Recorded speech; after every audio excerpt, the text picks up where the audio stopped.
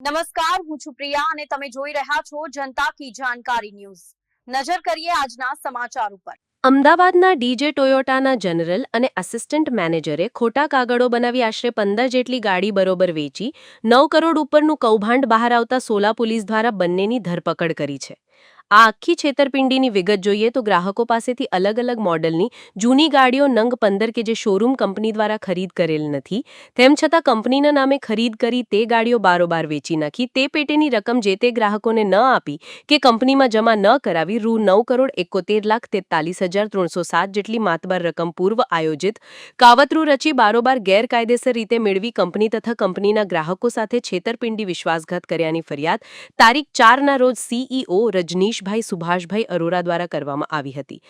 આ company 3 showroom પૈકી એક શોરૂમ સોલા અમદાવાદ શહેર ડીજે ટોયોટાના નામથી આવેલ છે, જેમાં ત્રીજા વિભાગ યુ ટ્રસ્ટ કે જે યુઝડ સેકન્ડ હેન્ડ કાર ખરીદ કરવાનું કામકાજ કરે છે, જેમાં સમીર જીતેન્દ્ર કુમાર શર્મા નાની ભાગોળ તાપરાંતિજ જનરલ મેનેજર તરીકે તથા ચિરાગ નૈનેશભાઈ દત્ત રહે ઉદય એપાર્ટમેન્ટ નારણપુરા અમદાવાદ શહેર આસિસ્ટન્ટ મેનેજર તરીકેનું અને જૂની કાર ખરીદ તથા વેચાણ કરવાનું તમામ કામકાજ સાંભળતા હતા। કંપની દ્વારા કરાયેલ ઓડિટમાં કુલ 53 અલગ અલગ મોડલની ગાડીઓ જે કંપનીએ ખરીદી હતી તે મળી નહોતી। આ સિવાય અન્ય 15 ગાડીઓ કે જેના નાણાં કંપની દ્વારા ચૂકવેલ નથી તે ગાડીઓ વિવિધ ગ્રાહકો પાસેથી મેળવી બારોબાર વેચી તેની રકમ કંપની કે જે તે ગ્રાહકોને આપેલ નથી એમ મળી કુલ અલગ અલગ 68 ગાડીઓ મિસિંગ હતી। જે ગાડીઓ અંગે સમીર તથા ચિરાગ દત્તની પૂછપરછ કરતા તેઓએ આ ગાડીઓ કંપનીની જાણ બહાર અન્ય ડીલરો તથા વ્યક્તિઓને વેચી આપી પૈસાની છેતરપિંડીનું બહાર આવતા જેની ફરિયાદ કંપની દ્વારા સોલા પોલીસમાં કરતા પોલીસે આ બંનેની ધરપકડ આગળની કાર્યવાહી હાથ ધરી છે। તે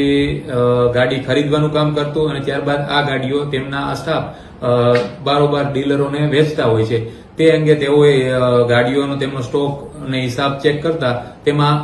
કુલ 53 ગાડીઓની અછત જણાઈ આવેલ તથા અન્ય કસ્ટમરોની એવી ફરિયાદ આવેલી કે અમારે તમને ગાડીઓ આપેલ છે પરંતુ આ શોરૂમમાં ચોપડે કોઈ એમની એન્ટ્રી બોલતી ના હોય, જેથી બીજી 15 ગાડી કે જે આ બંને કર્મચારીઓએ બારોબાર ડીલરોને વેચી નાખી હોય એટલે ટોટલ 68 ગાડીઓની કુલ રૂપિયા